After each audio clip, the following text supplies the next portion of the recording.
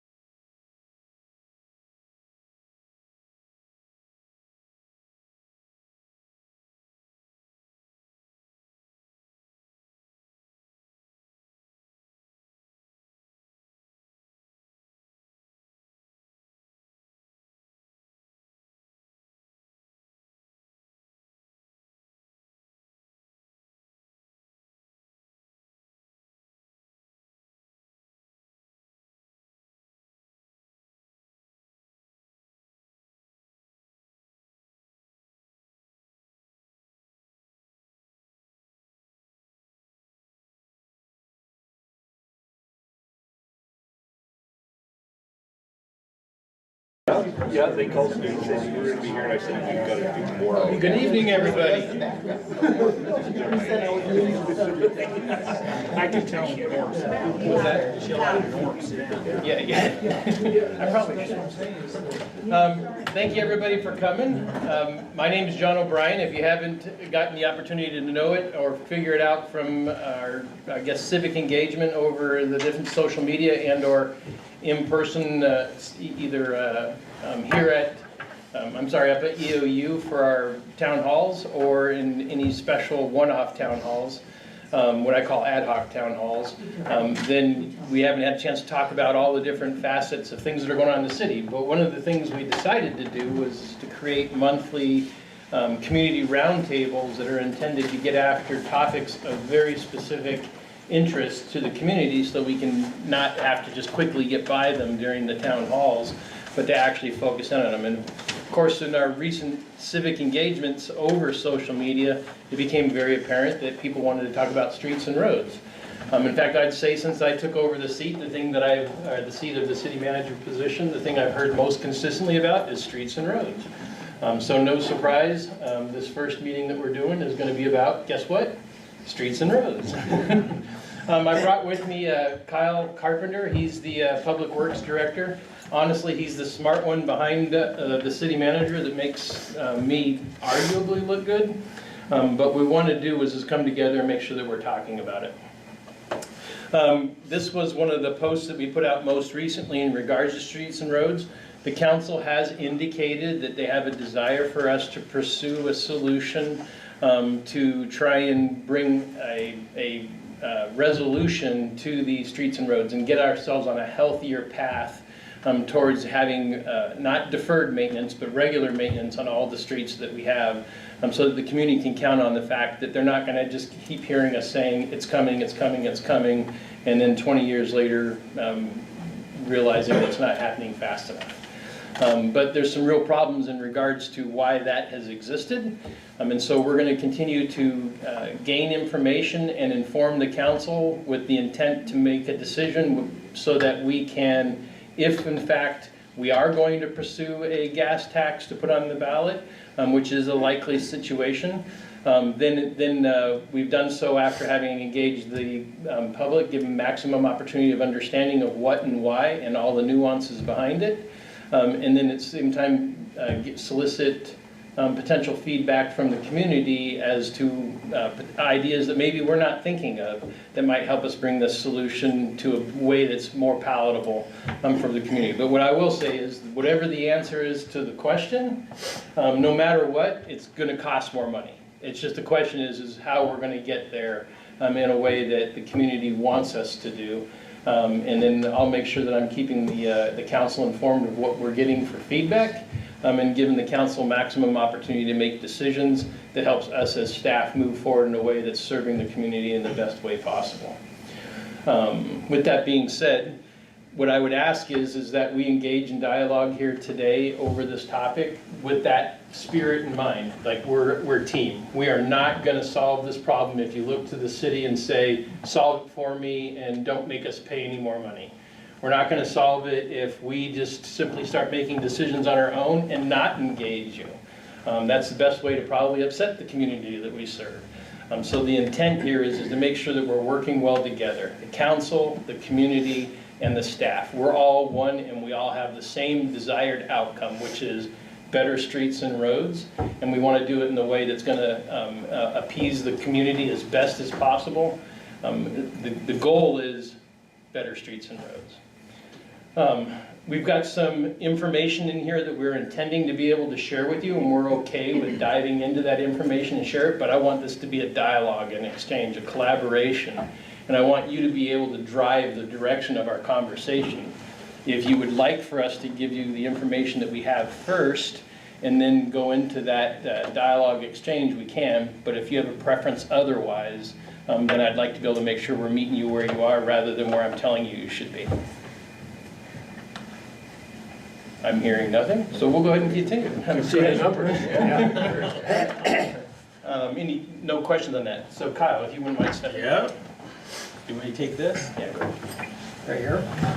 Or you gonna stay up here? You gonna sit down? I'll get out of here. Okay.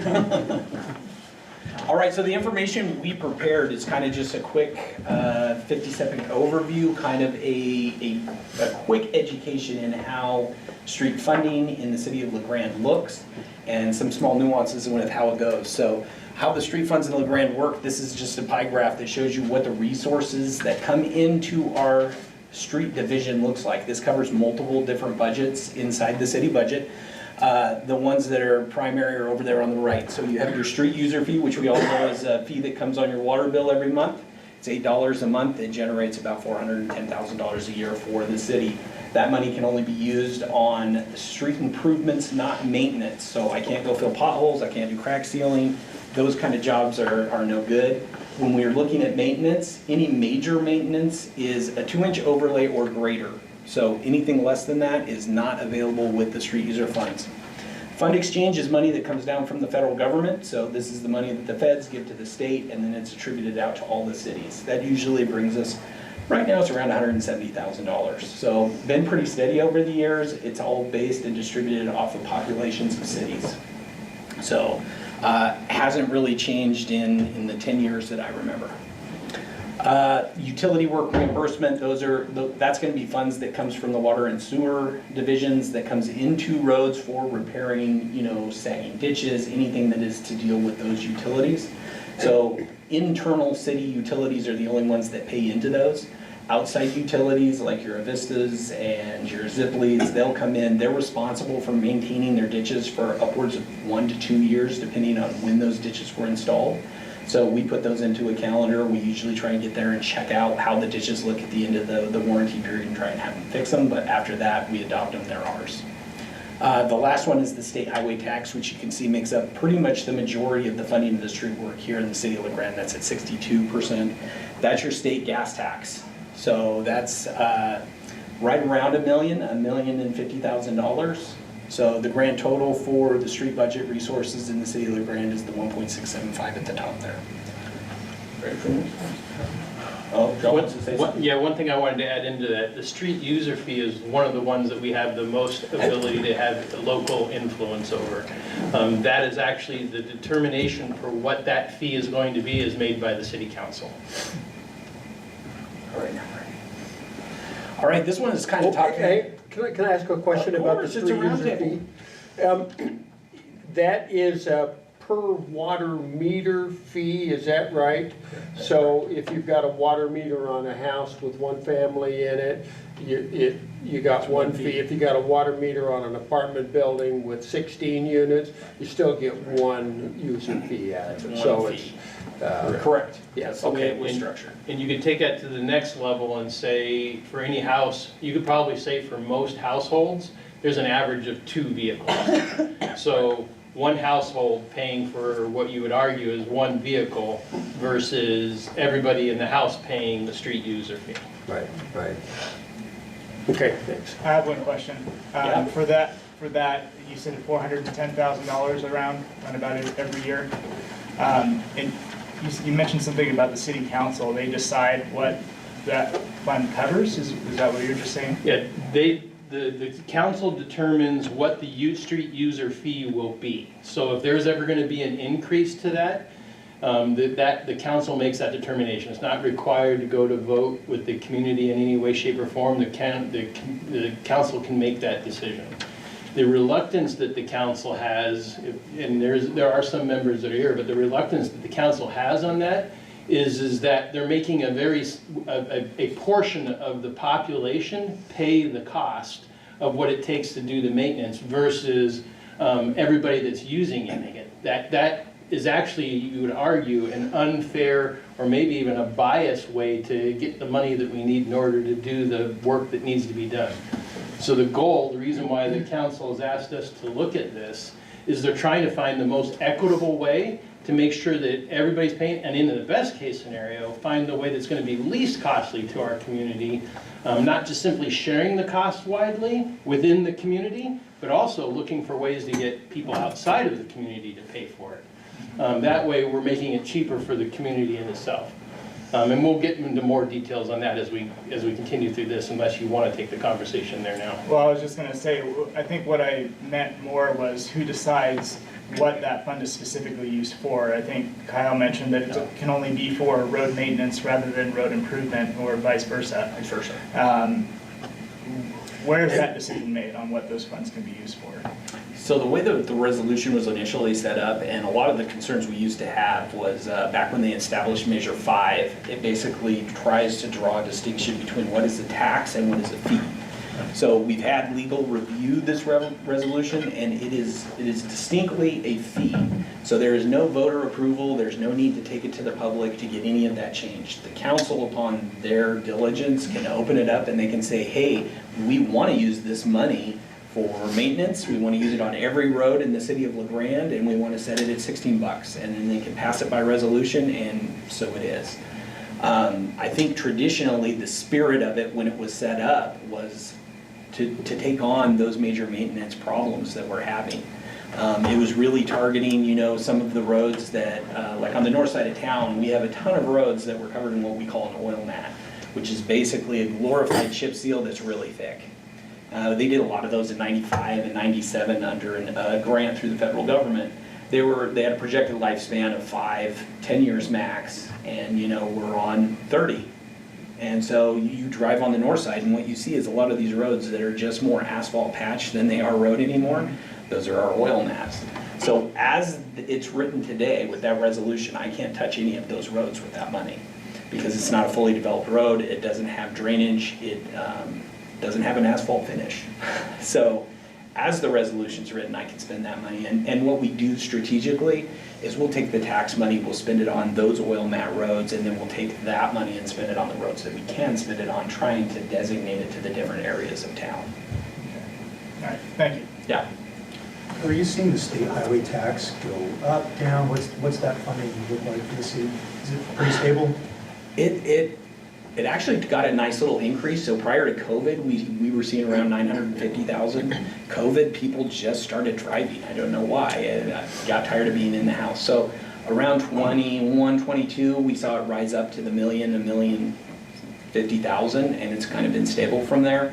Looking at this year's projections, we're through period 8. It's not going up. I would see, and most of the projections from the state is very concerned at the drop off in, not only vehicle efficiency, but the switch over to electric vehicles on the west side. I mean, we think over here that's not going to affect us, but it directly affects us. When all of those people are not buying gas, that feeds into the pot that's split between all of us. So. Is that money specifically for reconditioning, that $1 million, or refurbishing? What is that doing to our streets, that $1 million? The $1 million is probably the most flexible funding source that we have. So let's go one more slide. So here is a breakdown of what we do with the 1.6. And the representation on this slide is you know that for pavement maintenance, remainder is what I put here, you're looking at a lot of that's going to be your street user fee, any kind of the actual road work that we're doing. So when you look at the $1 million, we're talking personnel. That's paying for our crews, they're paying for their salaries, their benefits. You're paying for administrative overhead, and that's the things like, our insurance, our legal, telephones, everything that we use in regular operations inside the street department. Some of the stuff that most people don't even think about, signs and striping. So every sign you see in town has to meet a minimum standard by the feds. So reflectivity standards, we have to have stop signs, striping, we need to make sure that all the roads that are supposed to be striped, the railroads have to be redone almost every year depending on what we're doing, if it's paint or burn downs, crosswalks. Street lights, we spend $125,000 a year on street lights. So that comes out of the tax as well, just because there's no other funds inside the city that we can really fund those street lights with. Yeah, Kyle, you might add on there too that in the early 80s or mid 80s, street lights were budgeted out of the general fund through the city manager's budget. Because there was a lack of funding in the general fund, which are property tax dollars, they were transferred to the public works even though they do nothing for the surface of a road. I was in grade school, Norm, I didn't care in the mid-80s. Another one of the programs, actually Norm is my predecessor. So Norm has pretty intricate knowledge of all of this stuff. During Norm's tenure, we actually started working with the urban forestry program, and a lot of people are like, why would you spend on urban forestry when you're in the streets? But when you think about how we have street trees, when we're paving streets, when we're sweeping, all it takes is one branch to break a windshield, and boom, we're spending money over and over again. So getting some influence over that program, it's not one that's going away. I mean, Stu will happily come in here and tell you we are #2 tree city in the United States of America, and that is not a battle that I'm going to win on the national stage, because that's a program that's here to stay. And my street guys all say we love trees, we just hate street trees because they break our windshields, they drop leaves in our streets.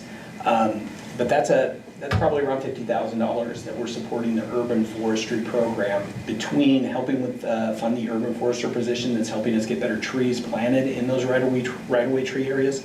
But there's also a program that we've been running for, I think, around 7 or 8, since Norm was in, so we're probably pushing 10 years, where we will go around and fund tree pruning within the right-of-way. Now, this is one of those programs where, as funds are getting tighter, we're going to have to start turning to the citizens, because by ordinance, those tree maintenance dollars are supposed to come from the adjacent property owner, not the city. The problem that we have is it's never been a real teeth program. So when we go to pave a road, instead of damaging up our equipment, we'll send an arborist out in front of us, get rid of those trees, then we can do the paving properly. Most other cities will have a program where they'll have, the enforcement officer go around, take pictures of the trees that don't have proper clearance over sidewalks, which is 7 feet, and over roadways, which is 13. You'll take a picture of it, you'll send a letter, say fix it, or else we'll fix it for you and we'll charge you. That's one of the ideas that we've had, talking to the urban forester about maybe instilling that program. So instead of sending the money out, we'll start generating to where the urban forester can stand up on its own. So, you want to go back one? So this slide was just kind of to talk through where that shortfall comes in. So one of the ideas behind gaining more funds into the street fund is we're at a place where we basically cover the overhead. When you think about a business, it's basically business costs, material costs, labor costs. We've got labor costs covered with the funds that we already have. We've got administrative. So any additional funds that come in are going straight to taking care of maintenance pay. We no longer have that scale of growth of what are we going to do if we get more money, we're going to need more labor. No, we have a fully staffed crew that's capable of doing all the activities we need to do for maintaining pavement.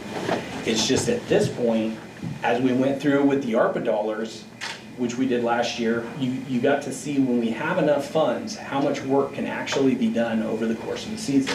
Because we no longer had to worry about running out of money on purchasing materials, and we didn't have to strategically look at what we were going to do with the different methods. So instead of switching between crack sealing and going over to fog seals, brush seals, and all of those, we could go to straight major maintenance and start overlaying streets, which is really where you're getting a lot of difference in these streets. So when we look at the budget from a backward standpoint, where we took out all of that overhead, all of the labor, it pretty much left us with around $350,000 of money that's left over to go toward maintenance. Now that's not major maintenance, that's your crack sealing, that's your chip seals, crack seals, overlays, major reconstructions. And John went on and he kind of found a few different stats on what it costs to maintain streets nowadays. They came out with, $600,000 to maintain 4 miles a year.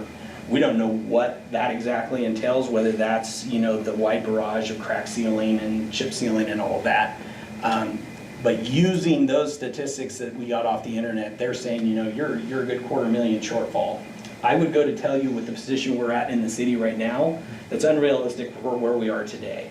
Because when you think about the situation of what we're in La Grande, we're not in a maintained level. I mean, everybody knows you can't walk around and you're like, hey, 5% of our streets stink. The rest of them are just at different stages of their life cycle. No, we've got like a good 30% that are dead. They died years ago. We're just, slowly waking them up every once in a while. And so that shortfall, we've got to get over a hump of trying to get these streets back on a life cycle to where we can even get into the point where we can do a pavement maintenance cycle where we're getting back there in time to keep that pavement alive and extend its life, so to say. So that, the $250,000 is enough to do full maintenance plus some of the rework, so that I would say no. Yeah. So like last year, I would say that to see what happened last year on the streets, that gap was around $750,000. Yeah. So it was another $500,000 in just money that went straight to major maintenance. So, they at the beginning of the year, we knew we were getting a new boss. So I said, hey, by the end of this paving season, I want us to be the best department in the city. And the street department took it literally, and they went out and they killed it. I mean, I can't speak highly enough for the work that they got done. And it worked because John likes this. But it was also great timing to show the public that, hey, when the money is there, the work can get done. We have the people, we have the skills. It's just we're lacking that piece that can really close that gap. So I think we can go 2 more now. And so just the scale of the system, this was just to give you an idea of what they're dealing with. There's 87.53, which is a really exact number because I stole it from ODOT. That's our center lane miles, so that could be 1 lane, 2 lane. We don't have a lot of 2-lane roads that we have jurisdiction over, so you're really talking about 2-lane roads. Very few 1-lane roads. An average maintenance cycle when you're talking about a pavement is usually 20 years. You can extend it to 25 depending on the volume of the roadway. So most of our residential roads you can extend it to 25 with very little extra as long as they're designed correctly. So that's a caveat that we need to remember here in La Grande, because back in the day we didn't do a lot of pavement design work. We've been doing a lot of work on 2nd Street up that gut going up to the schools. And there's been a couple of spots where you just pull up an intersection and it's pavement dumped on mud. There's no rock. And from a roadway design, if you don't have a good foundation, that flexible pavement will hold up because that's what it's designed to do. But when you're getting that movement, that's where the cracks come from, that's where the failures, water gets through, and it just goes down. Our current replacement capacity based on the funding we were looking at is less than 1% a year. So if we continue on pre-ARPA dollar budgeting, which is where we'll head back to if we don't figure out some sort of other revenue source. It's, I don't think 100 years is true, but that's what you project out when you look at the numbers. We'll be back in 100 years to look at this road that's supposed to last 20. Not real ideal. With improved funding capacity, last year we were right under 5% when you look at the mileage, center lane mileage of what was repaved with overlays. We used contractors for a huge chunk of it. So we had 12th Street, we had N Avenue, we had Walnut, so that wasn't all internal.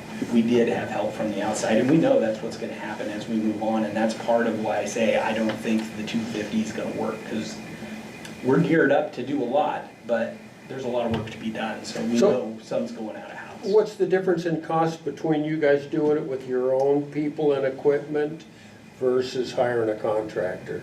So the last time I checked, our guys were doing it for roughly half of what we could go out of house for. And we're talking about a 2-inch overlay over a street. The thing that I love most about the last 3 or 4 years is the contractors have started approaching our crews and saying, man, we used to worry about not getting jobs because you guys were cheaper than us. Now we're a little worried because your pavement quality has gone up so much that you're actually delivering a product that's on par with ours. So the training that's been going on, the staff that we've been able to pull into the street department has really upped the game of what our guys can do. So I'm pretty proud of where they're at as a team and what they can deliver to the city.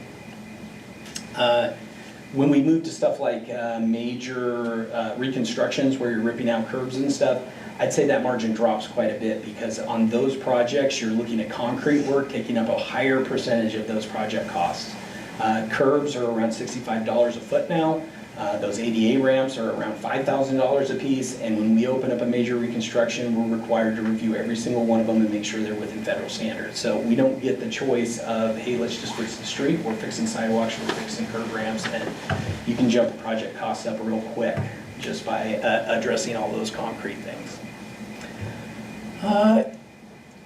Norm's going again. Do we still have the program where they could buy the material and through the gas tax, the people down at the city would place that asphalt? Definitely. Yeah. Can that be financed through an LID process like we used to? I don't know that we've ever had somebody come and ask that. You would have to, I mean, traditionally we have 51% of the adjacent property owners that would do an LID. I don't know if I've ever seen it for a major maintenance job. Did you ever do it for major maintenance? Used to apply it that way, but we also gave them the opportunity to put in curbs and stuff if they weren't there, sidewalks under the same program. They could pay it off over a 10 or 20-year LID bond through the municipal bonds through the state at low interest. Yeah, so we have done full street reconstructions, like Norm was saying, with the curbs, the sidewalks, and drainage systems. I've never seen it done with the overlay to this day, but it's definitely one that we should look at, because I think people would be more interested in that idea. Yeah, I believe any public improvement can be done that way in the right of way. I can look into that. So based on those stats, this one says we would roughly need to resurface 17.5. I think that's wrong, because that would mean we would have a return of 5 years instead. So Yeah, no, you're that right. one's wrong, don't look at it. That was my bad. Next slide, quit. Come on. And that's pretty much the background. So the next slide that we had up here is kind of leading the conversation into where we figured you're all in here, because you heard the word tax on social media or through the radio or somewhere along the line. And I personally would like to come out and say that I did not feel like the headline really put in what the intent of these discussions are. So the council gave us guidance and said, we want you to go out and look at doing this gas tax. They didn't say, we are gonna do a gas tax of 3 to 5%, go out and do it. The idea is to engage the community and say, how do we make this palatable? This is from our professional experience, the best suggestion on how we fund this with the least impact to our community. There's lots of options available on a gas tax. You can make it seasonal. You can say when winter's here and nobody's traveling, we don't want to do the gas tax. We just want to do it from March until November. We only want to do it on gas. We don't want to hit diesel. We only want to do diesel. We don't want to do gas. We want it to be 1 cent, we want it to be 3 cents. We want to tie it to, my favorite, we want to tie it to a list of projects. We want you to deliver us, these are the streets I'm gonna pave with the money that comes in on this local gas tax, and when it's done, the gas tax goes away. And then we'll talk about if we think it's successful or not. Because we're not looking for power, we're not looking for any of those things, we're looking for a way to solve the problem. And part of this outreach is to ask the question, how do you make a bad solution palatable so you can say, I don't like it, but I understand it and I'm willing to do my part. And so this one was just, this slide was kind of built upon the idea of, let's talk about the reality of what the state was putting through, which will be on the May ballot, and let's talk about what a local gas tax looks like. So utilizing what the state passed, they passed a 6 cents gas tax that got put on referendum that will come up on the May ballot for our approval or for us to vote down. When you look at what that would do for the city of LeGrand, I did this based on proportions. So the current state gas tax is 40 cents, we get $1,040,000. If you use the proportional increase, that leaves us with about $156,000 that would be our increased revenue if that 6 cents passes. Because it follows the same funding paradigm that the original state gas tax does. That's 50% goes to the state, 30% goes to the counties, 20% goes to the cities, and that's again broken up based on population. So when you look at the local gas tax, what we did was we talked to ODOT, we had them send us the actual, they're not audited, because basically these numbers are supplied by our local gas distributors or our gas stations, but they send them to ODOT, they monitor them and they put them into a list. So these are all the numbers of gallons that were sold of gas and diesel inside the city of LeGrand during 19 through 23. They no longer do this. After 23, ODOT lost their staffing. They don't supply this information anymore, so I can't get it newer. We applied a 1 cent gallon tax. And what we found was, on average, you would produce the same amount of increase in annual allotment to LeGrand with just 1 cent of a local gas tax to the 6 cents of the state tax. Pretty significant difference. When you're looking at 3 cents, you're now getting up in the $550 range. That's about a $550,000 a year increase in maintenance dollars. The other thing I noticed, because I did sit down and I read all of the nice comments on social media, because, you know, it's fun. Except for when you know you're the East Side Tina Kotek. I didn't like that one. That one hurt a little. I forgot where I was going through that. This isn't a new concept either, because we proposed it to the public in 2015 and they voted it down. One of the part that was in the concept in 2015, if you could create a 6 cent gas tax and generate 400 to 500,000, which was slightly more than we had, the residents would be only paying about half of that, because people outside the city would be paying the other half. Also, looking at that, if you were to annex the truck stop out there, you would create another $40,000 to $60,000, and that would be collected at roughly 70% or more of the people outside the city, people that on the I-84 corridor, would be picking up that amount from them. So it was looked at in that aspect to do that, and so the gas tax isn't a new concept. It's just when it was proposed then. Originally in 2015, when we looked at the 6 cent gas tax, we also looked at if we could eliminate the street user fee that is paid inside the city, you would have to, a local resident would have to burn 133 gallons of gas a month to make up that $8. I believe that. Well, I know where I was talking, I remember where I was going. One of the biggest comments that I saw on there was, you're misappropriating funds. Where's the money going? And I would like to assure and invite anyone to come and look, because I personally, in my personal life, have been audited by the state of Oregon, and that gentleman came over and he looked through my taxes and we got to sit there and go back and forth and talk about all kinds of stuff.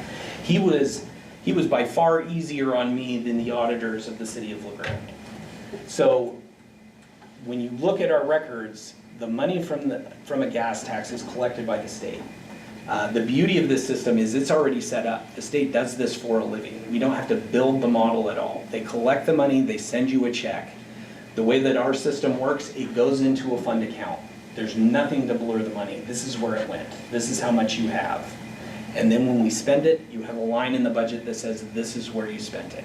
So if you want to look at it, you can just print off every expenditure and every deposit. It's looking at your bank account. I can't hide the money. I can't put it in my retirement. I can't put it in John's retirement.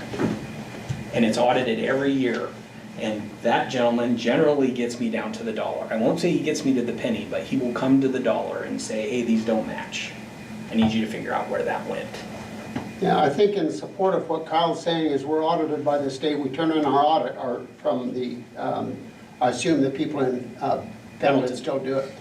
But that's turned into the Secretary of State for a review also. And those are all, a lot of people don't understand the budgets are all dedicated funds. They have directions. The only one that's sort of a discretionary direction is the general fund, which is your property tax dollars. Yep.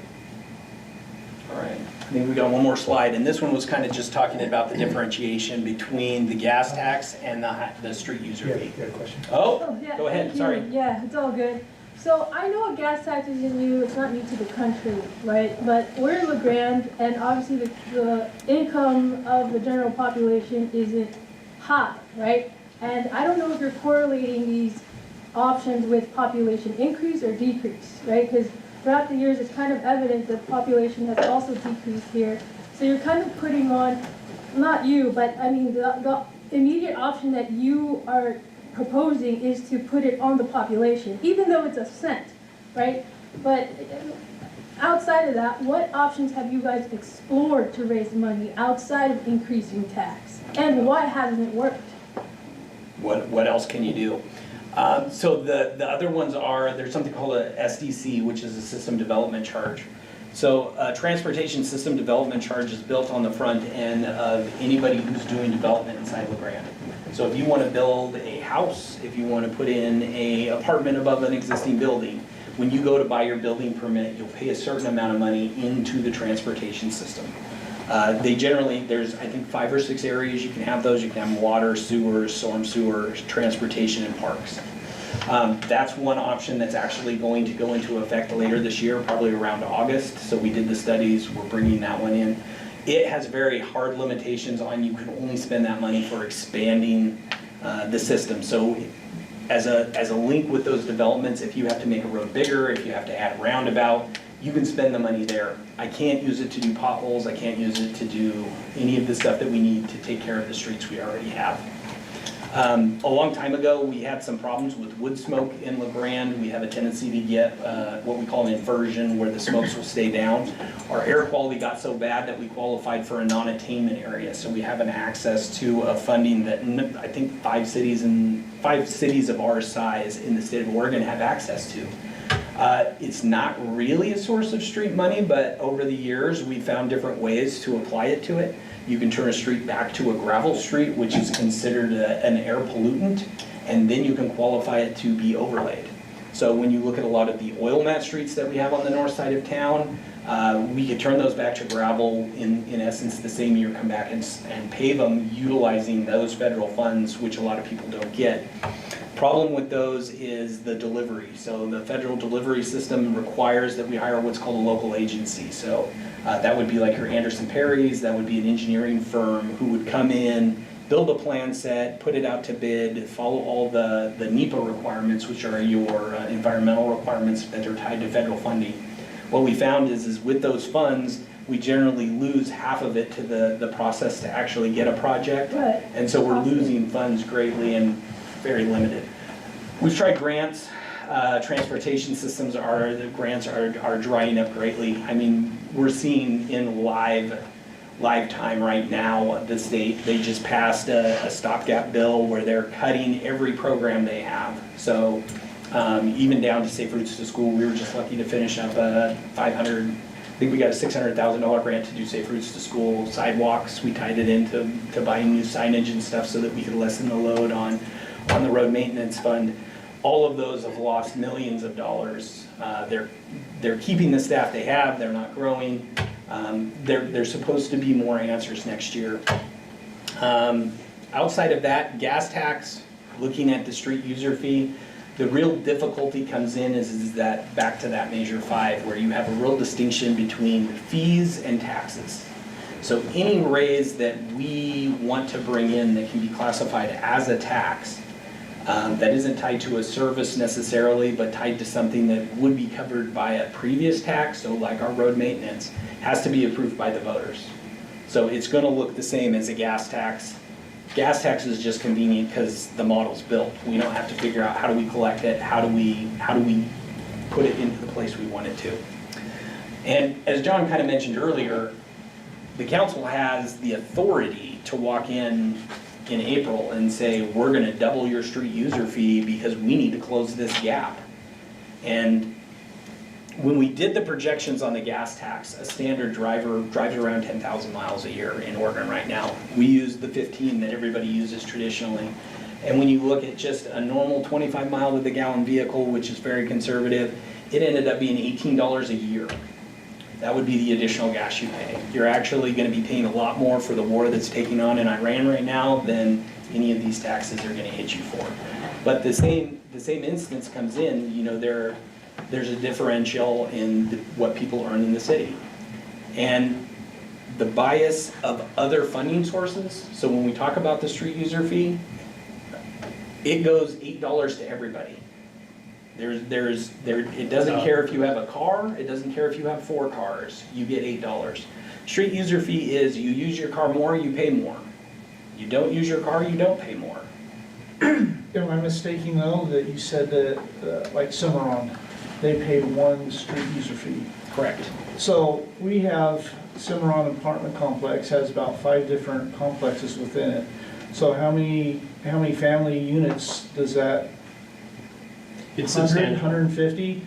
And then does the trailer courts around here, like the one behind Commercial Tire, are they the same way? So now you're looking at maybe 400 or 500 family units that aren't paying that $8 a month user fee. So if that was remedied and they would go back and say, you have 35, 40 family units here, you're gonna be paying that in family units, not just one $8 fee. Because you go up there to Cimarron and there are hundreds of cars parked up there. I live in that area and I watch them. Yeah. So they're paying, there's a couple hundred families up there that are paying the same fee that I am for myself. Correct. That's one of the, and we did some projections on that. The easiest way that I can do a projection on that is something we call a meter equivalent. So when you look at, say, a duplex that's running off of a single meter, the civil engineering standards went through and said that a meter equivalent for a duplex for family units is like 1.67. And so if you take those meter equivalents and apply it to the meters that are paying $8, we found that on an annual basis, by fixing that exact problem that you pointed out, we would generate around another $45,000 a year with the street user fee without raising the rate, but just by fixing that one discrepancy. But we have to add to that though. It's one thing to put a meter at every house. That doesn't compensate for every driver that's in the house. So the best and most equitable way, arguably, the best and most equitable way to share the cost is to spread it across all drivers, not just every household. So the goal here is for us to be able to find the way to keep it cheapest for everybody and not have some people not paying and have others paying. But if you're gonna make it equitable, wouldn't you go ahead and fix that situation? So even the apartment complexes and the trailer courts are doing that, because that's that $40,000, $45,000 extra on top 100%. of that. So you might not even have to have as much of a gas tax. 100% agree that that would be good, but it still wouldn't fully make it equitable. The way that we're approaching it now not only makes it fully equitable, but also gets people outside of the outside of the city helping to pay for it as well. But So, I'm hearing what you're saying. and we have the ability to do that. To go off of what Eric is saying, should you take baby steps and maybe apply it on a per living unit basis? And then look at, when you're talking equitability about how many drivers you have in a house, that's a tough one. Yeah, I how do mean, you to track it? measure that is almost impossible. Yeah, that's where the meter equivalence comes into the ease of it. I no longer have to have I don't have to go into Cimarron and ask how many people are here or how many apartments do you have. I just look at your meter size and say you have a 6-inch meter, that's equivalent to 64 houses. You're gonna pay me 64 times 8, and that's your street user fee every month. Let me The ask, process to find out how many are there are fairly simple. And in doing so, you could apply it to mobile home parks, dorms. The process there, you probably consideration for reduced standard for retirement homes. Not all of them drive, Yeah, I but, think. or not even apply it. I think the only problem I have with it is as soon as we enter into the point of me going to Cimarron and asking how many apartments do you have, then I'm gonna have to go back and ask how many are empty this month. Do you want a credit for those ones? And so why the do you- meter equivalence just offers Why you would this. you have to ask how many are empty though? Because if you have an apartment, that's Yeah. just like if you're renting a house, your house is vacant, you're still paying those meter fees for a vacant house sitting there. Cimarron, the owners of Cimarron and all these other apartments, then the trailer courts that rent out the space, they're taking that gamble themselves. so what we can tell you is that what you're proposing can be done and absolutely will help get after the problem. What the council's asking us to educate and help everybody to know and understand is we're trying to get it to you the cheapest way. Not a way, the cheapest way. And right now, when we attach the word tax, it makes it sound horrendous, and I agree it does. Nobody likes the idea of it. But if you want the cheapest way for you and your pocket, the cheapest way is a gas tax. So John, Kyle, you said if you apply that, right, we fixed that, and we've talked about that as council, we get an extra 50,000 a year. That 3 cent a gallon gas tax generates how many 100,000? 550. There you go. That's the difference. So if we do that, if we do this as a street user fee, the entirety of that fee, if we need that 500,000 or 300,000 to cover that gap, if you translate that into a user fee, that's gonna cost you a lot more money than a 3 cent a gallon gas tax. Does that make sense? Well, I would And- say, is it Eric? Right. I would say to Eric's point that this is an easy fix. I mean, I think this And is something we there's no reason we tackle. can't do both. Right, And yeah. we've talked about doing this. Elgin, I think, fixed theirs a couple of years back. We looked at that. It's been a discussion, and it's probably something that needs to be done. So it shouldn't be an either or, but if Yeah, you're I saying agree. in lieu of the gas tax, stick this on the street user, I mean, Yeah. that's a nightmare. And I That's didn't hear gonna be Eric a whole say lot that. more costly, because 50% of that money that we would get from the gas tax is coming from an out-of-town. You got a 50% discount I don't on believe paving your that's what he roads, was right? referring to. I No. believe Yeah. he's saying, do that Go fix too, that inequity. also. Right. right. Because your taxes, if that were to come through, then your level of your taxation would be less because of the value of the other stuff would be greater. That's true. Because more people would be I think paying he's for talking it. about doing Yeah. both. Yeah, no, Because yeah. LeGrand, we have tons of apartments, we just have those low incomes that just were built by Coca-Cola. I mean, we have tons of apartments, and it sounds to me, and it feels to me like we have possibly a couple thousand people that aren't paying the same fees that I am paying, and the owners of those places aren't paying the same type of fees. And so 100%. that sounds kind of one-sided too. No, you're absolutely right. And doesn't, everybody keeps wanting to say equity, so that everybody's kind of even, but it's not even Yeah. at this point right now. You're 100% right. It's difficult to find the perfect equitable solution. That was the whole purpose of this dialogue, right? Is for us to be able to talk about those things and figure out what direction the community wants us and/or for you to share with us as a staff, to share with the counselors when you have the opportunity to interface with them, and let us and them know, and us together to come together to decide what the solution is that we want to put forward. And currently, without input, the intent would be, without input and community buy-in and support on a direction, then the intent is for us to be able to do so in the way that, with the two tools that we have in front of us right now, the intent is for us to, the council is trying to be good stewards to the community that they're serving by looking at it in the way that they think we've assessed as the cheapest way for the community. And that's why the conversation started out the way that it is. The opportunity to rope in more of these no part of this are we trying to organize in any way, shape, or form that's going to make this more painful for anybody in the community.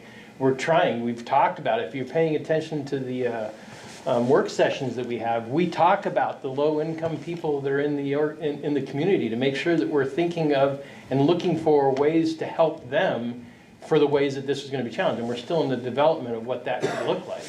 But we're very consciously aware of the perception and the need that the community has, especially in an economy right now that is constantly going up in cost in every other area of our life.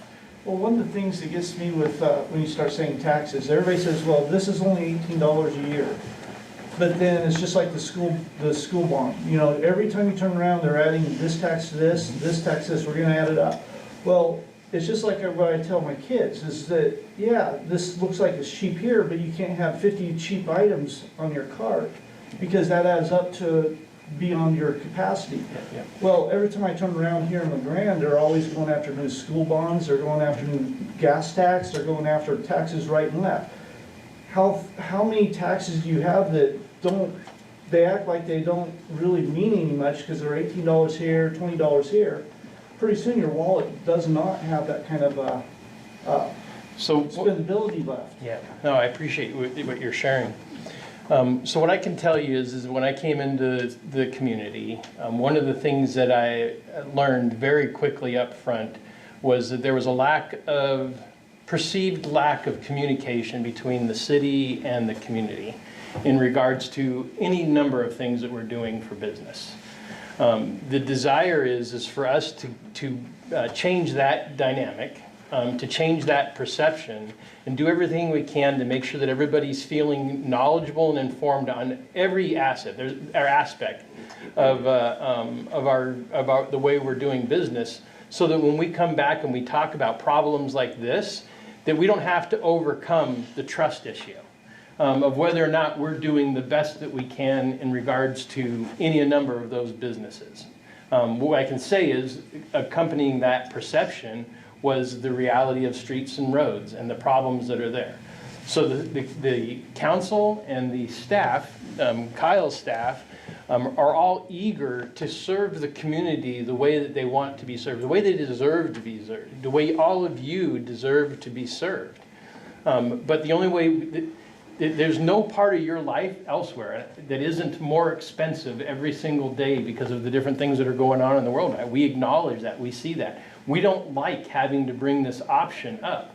But what I can tell you is the reality that you're living with in your homes is the reality of the city as well.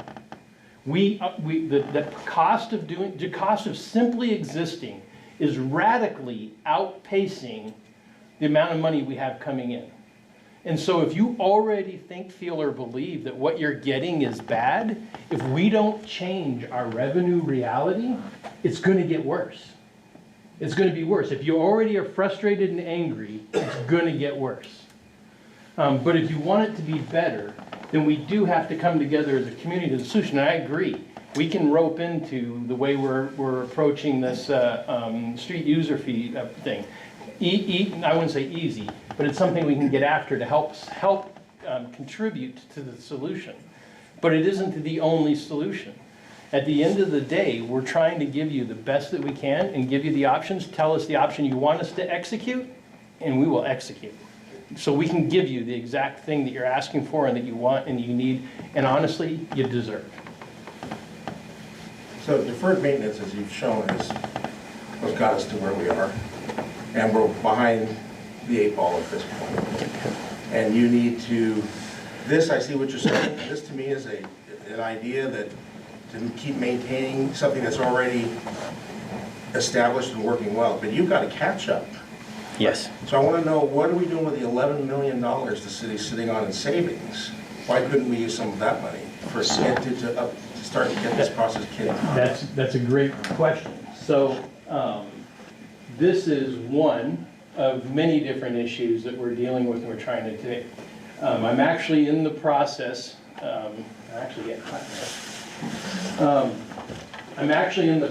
the council's given me guidance and permission to be able to move forward on developing what I'm currently calling the Fiscal Transformation Initiative.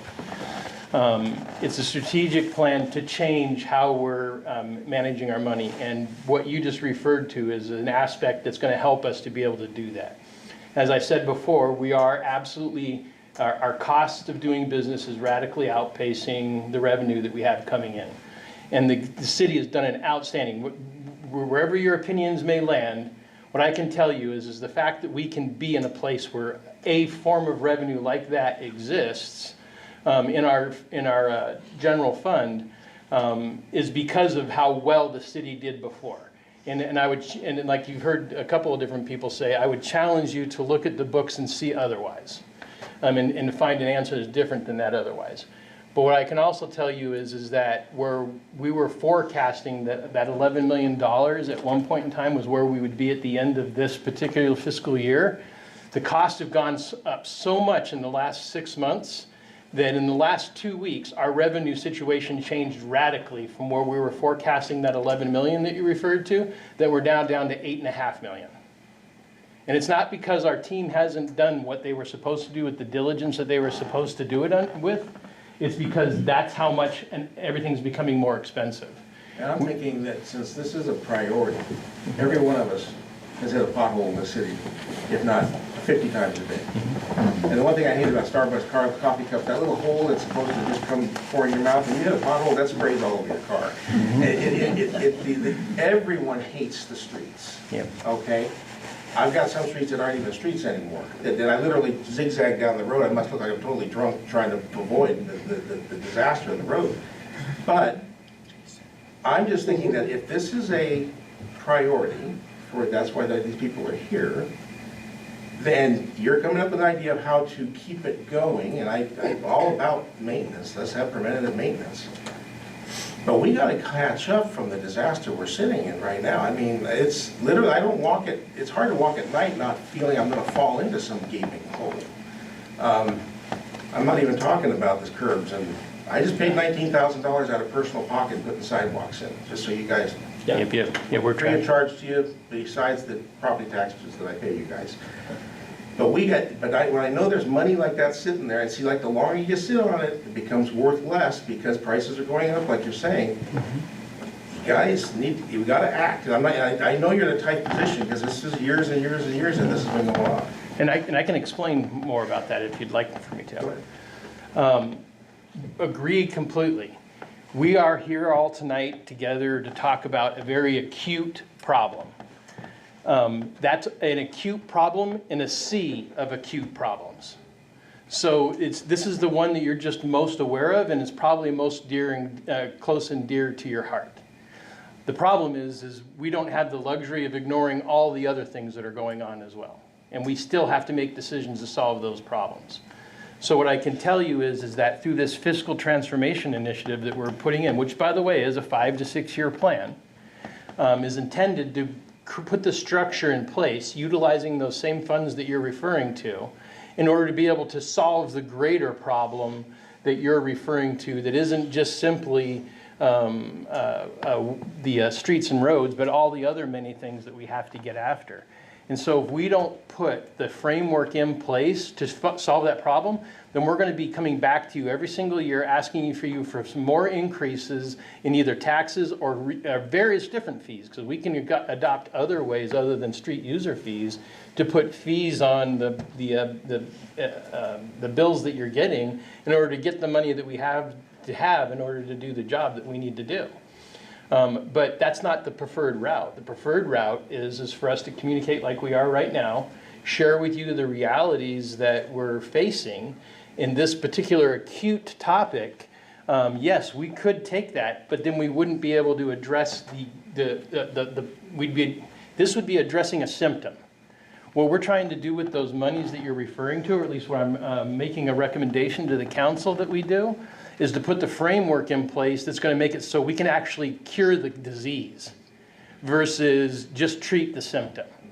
And where we're at right now is we could do what you're asking us to do, but all those other symptoms that we're seeing are just going to get worse. Well, I'm not saying use all of it. No, I'm with you. but you could get a jump start with it. And the other thing I was thinking, don't all residents, they don't all have individual water meters, but they do have individual electric meters. Why not switch your street fee from the water to an electric meter? Then you've just got everybody. You've got a great idea, and you're bringing something in. It's something I can absolutely look into the feasibility of us being able to apply it in that way.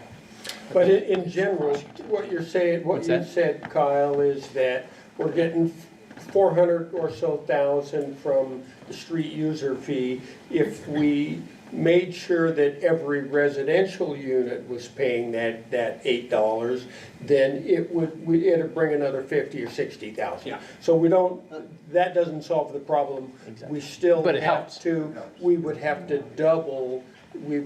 do that and double it in order to, or raise it by 50% in order to get to the makeup, or to the difference that we need. So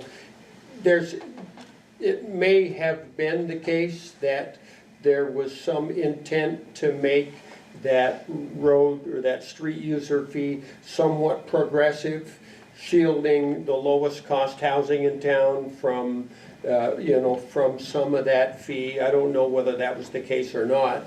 But the gas tax, on the other hand, has the advantage, if you really want to reduce how much you pay in that tax, you can drive less.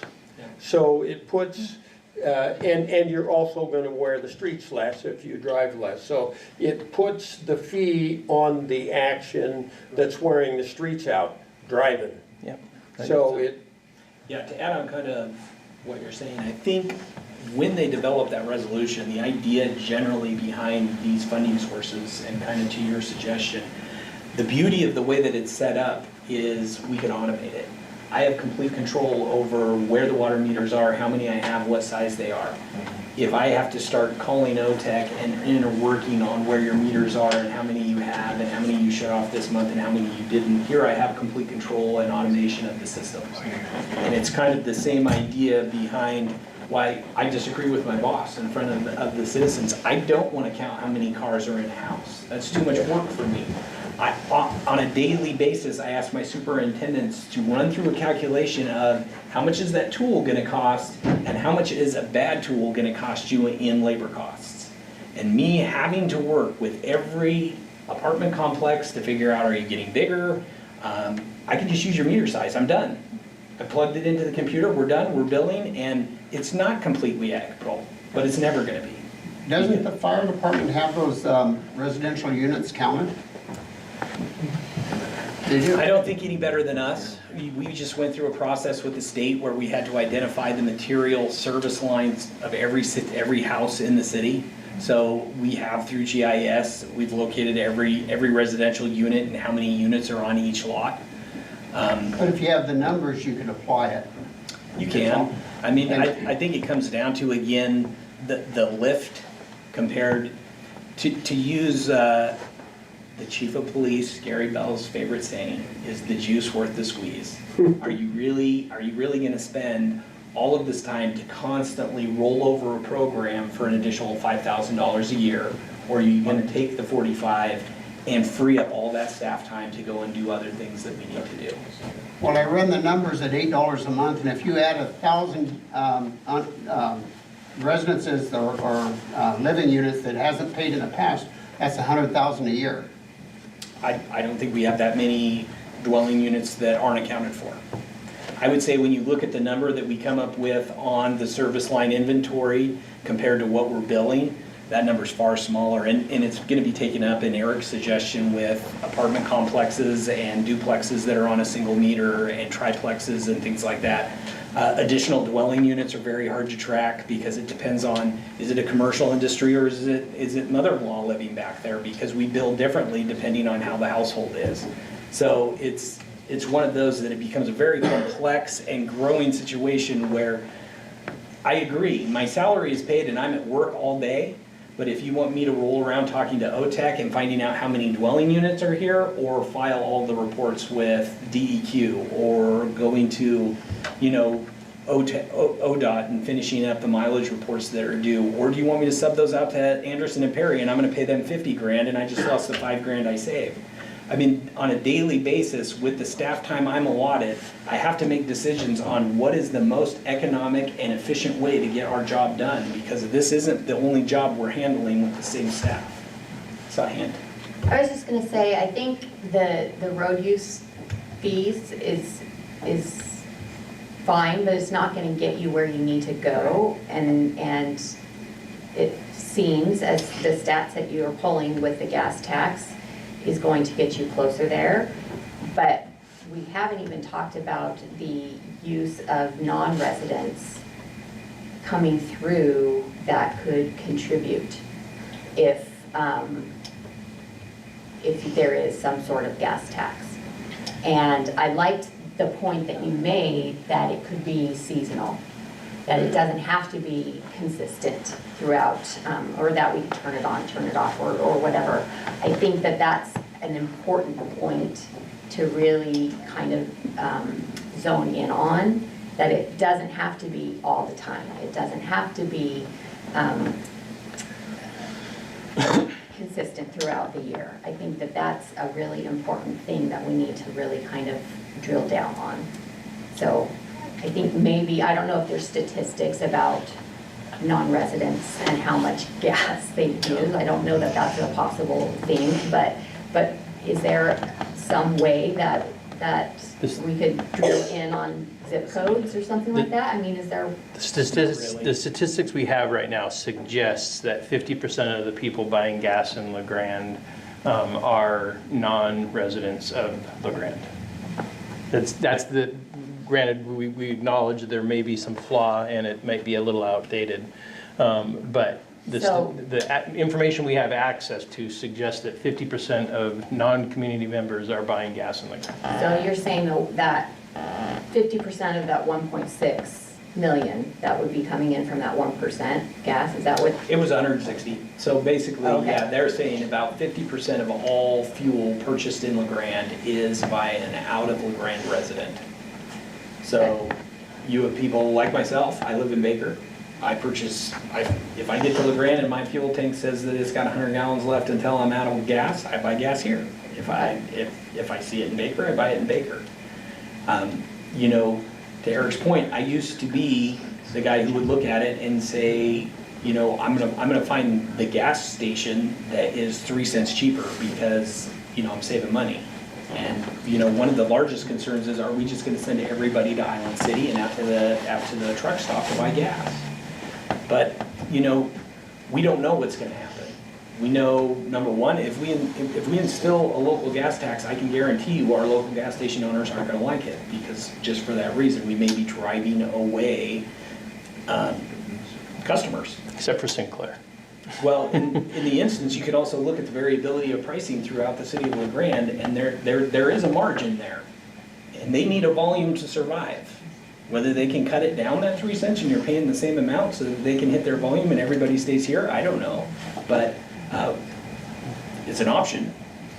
So to keep everybody to, like, the folks in, like, and I'm happy that we're talking about what we're talking about, but I want to also give everybody an opportunity to be reminded anyway, that we're not here, it may come across, especially when I'm talking, as though I'm pushing the gas tax. What we're really here is to talk about what your thoughts and our feelings are in regards to how to solve the problem that is the streets and roads in LeGrand. Like Kyle highlighted, in regards to, we have the ability to author the seasons in which we would levy that, if not just simply across the entire, that'd be the most simplistic way. But one of the things that the council talked about during our work session as well was the acknowledgement of the reality that the state is trying to increase the gas tax as well. So one of the things that they suggested, without, like, there was no maybe we should, it was if they actually get it, then we would sunset our gas tax and just let the state tax go. That way you weren't getting hit twice. We could leave it in and do both, But the intent, again, by the council is to make sure that we're doing the cheapest thing on the community that we possibly can, while at the same time still solving the problem that's there.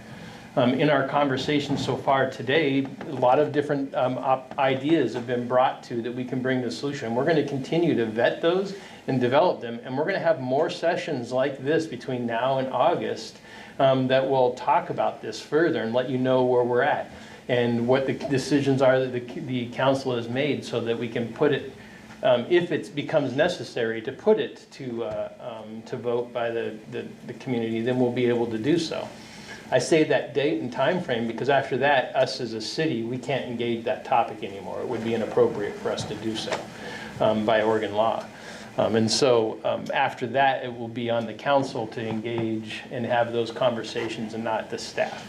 We're just trying to generate the opportunity to get maximum awareness of get us more solution options, as well as get more education out into the community. And that was the intent of tonight.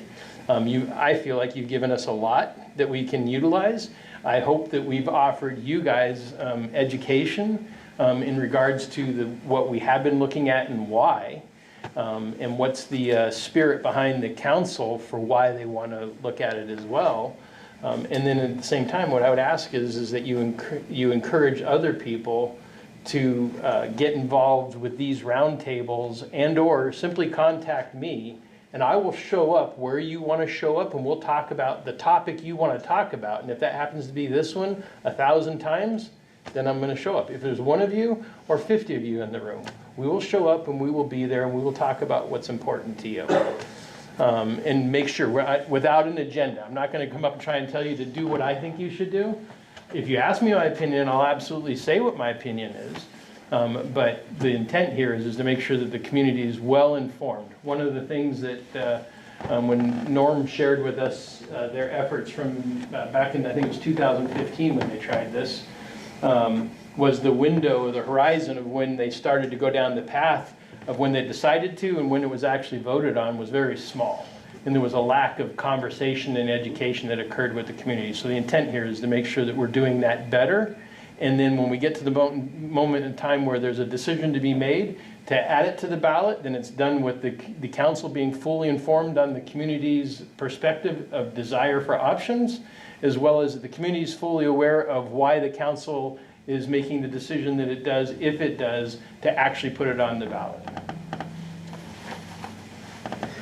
Did I understand that the revenue projection with a 1 cent tax in La Grande is similar to the revenue that you would gain with the states if the state went ahead with the tax proposal that's on?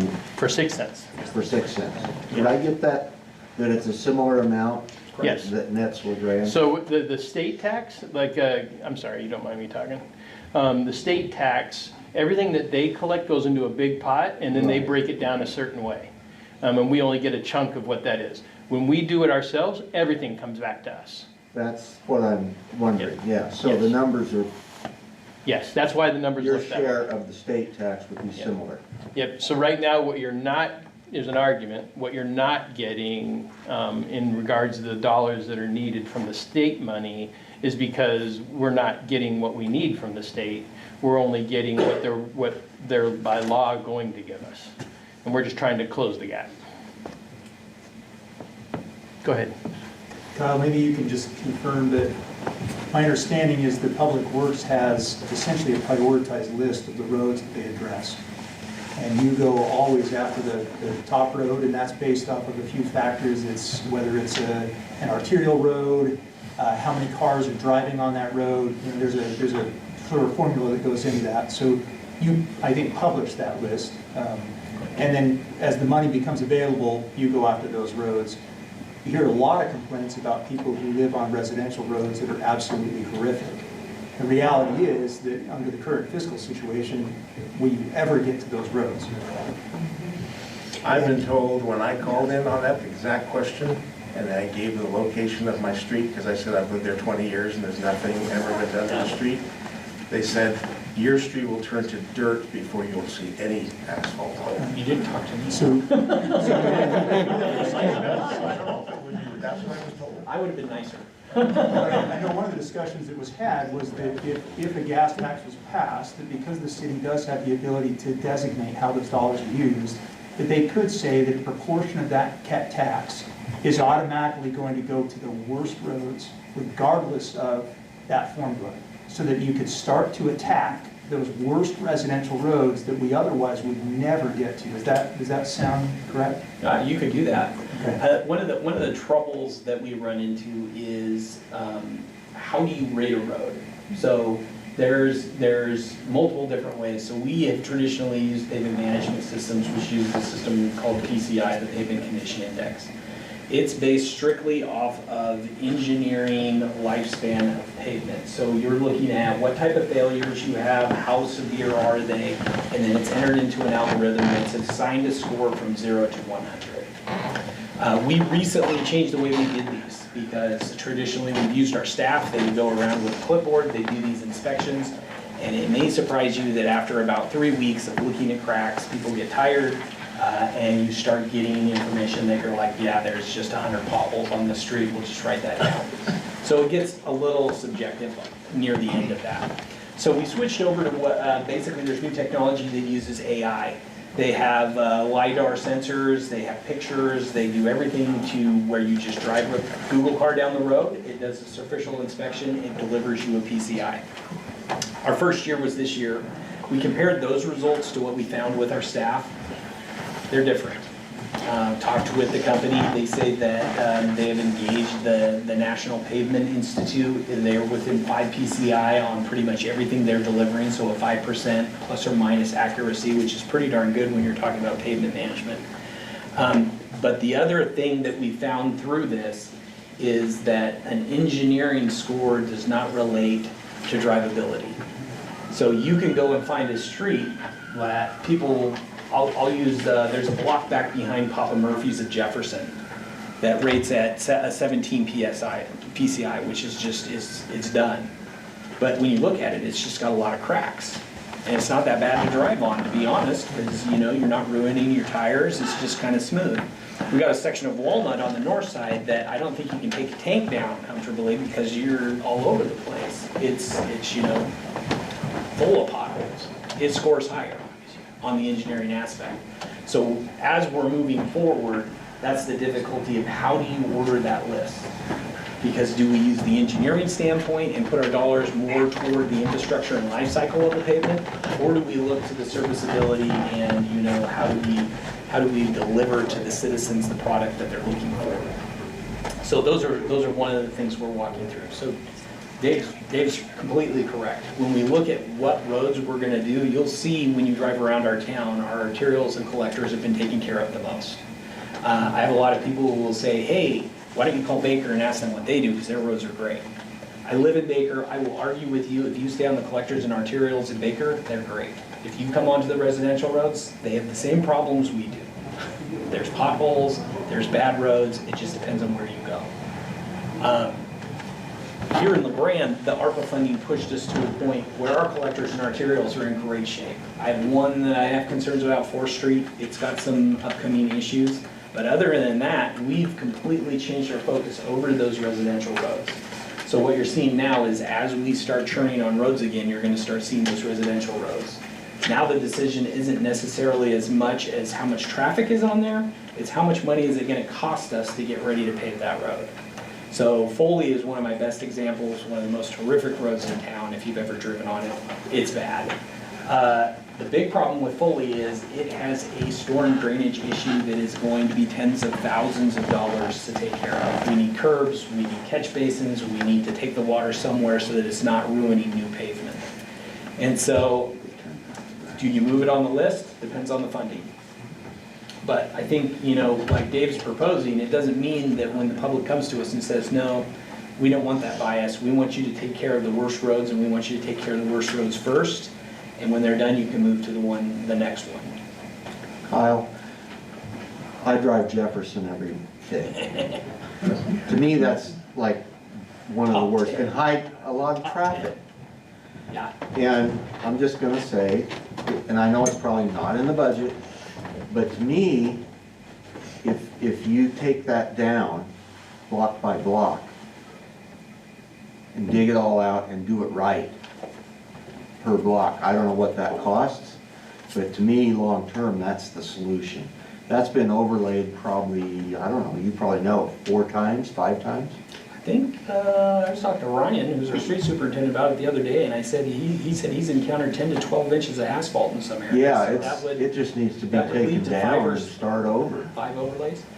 Jefferson's an interesting case, thank you for bringing that up. We actually had Jefferson on our list with those ARPA dollars, and we had to pull it off because we had some economic development, in the words of Timothy, once in a generational chance to take Jefferson corridor and turn it into a downtown portion that it'll never be. I mean, as we see it now, it's warehouses, it's not really for a downtown area.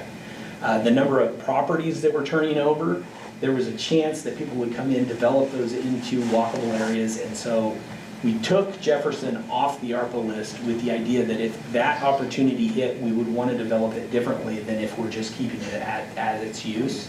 So now that most of that has passed by, we are pushing Jefferson again, and I wouldn't be surprised if we have some work down there in the next few years.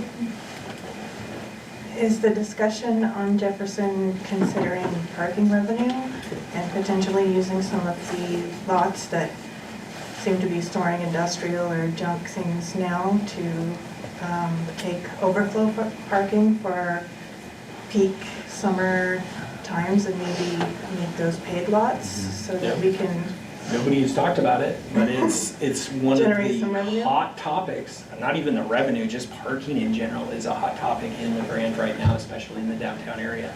There's no great solutions that we found so far, but you know, that's one of the ideas that could come from it. I haven't been a part of any that have talked about expansion or revenue parking areas, but it's one of the ones that should be talked about before there's any development on Jefferson to a point where we can't take advantage of those. Yes, go ahead. Well, I'd like to see more options. I mean, I know you guys are only authorized to increase the fee and the gas tax potentially, right? But I'd like to, you guys to think of creative ways to get more funding for us. And I know that there are rural grants available by the Department of Transportation as well. I'm sure those are on your radar, but there's a new one always popping up. So if there used to be like a group or a task force for that, please do it. Yeah. So we attend on a quarterly basis NEACT, which is the Northeast Area Commission on Transportation. So we just had a meeting today. And they're one of the great ones where you can find into a lot of those opportunities because they come there first. Actually, today we were working on the 2027 through 2035 STIP, which is the capital improvement program for the state. We got the opportunity to submit projects that we wanted to get funded for Grande. We said, hey, could you finally come and fix Adams that you were going to do in 2019, and you just kicked us off the list.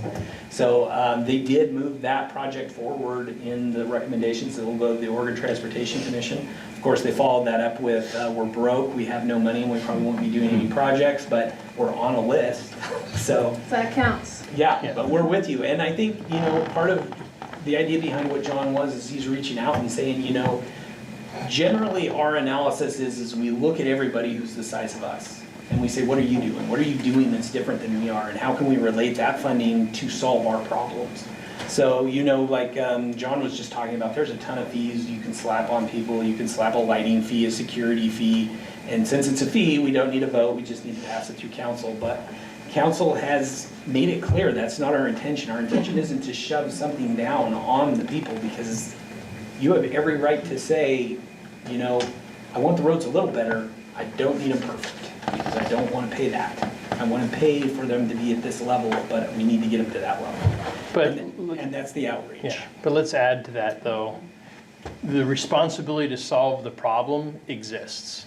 And when the means that we try to make the best, most informed decisions that we can, and agreed we need to continue to pursue alternate revenue sources.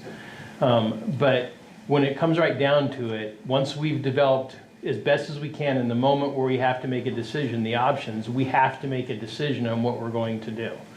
The goal here is to avoid that circumstance where we have to cram something out. I can tell you that's not the easy button. it may be arguably easily done. It's the least most attractive option to the council. But I can say is if we get all the way to the end of this and we can't solve the problem, then the only option is, well, there's only two options left. Do nothing and let it get worse, or just do the thing that's gonna, I mean, all these things offer the opportunity for the community to be upset. But one way or another, the council, I think, is postured to make the hard decisions.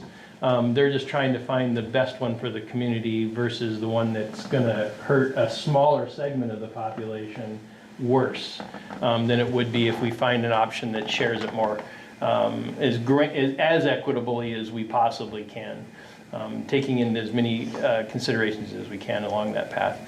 I can tell you in that fiscal transformation initiative that I referred to earlier, we're genuinely, I would say that by April, May, we'll publish it so that the community will be able to see it, probably May. Because the intent is for us to approve that initiative at the same time that we approve the budget. And we've set our standard of, the strategic objectives in accordance with the budget priorities that the council has. And our desire is going to be able to try, and my responsibility is going to try to shepherd the council in a way that gets it so that we can maintain those priorities and give that plan the best opportunity to be able to succeed. And the desire is that at the end of that, no later than, like the goal is as soon as possible, but no later than 5 to 6 years, having our fiscal reality situation change in such a radical way that we actually find ourselves not having to be dependent on a tax. Yeah. But to get from here to there, we need time and we need money.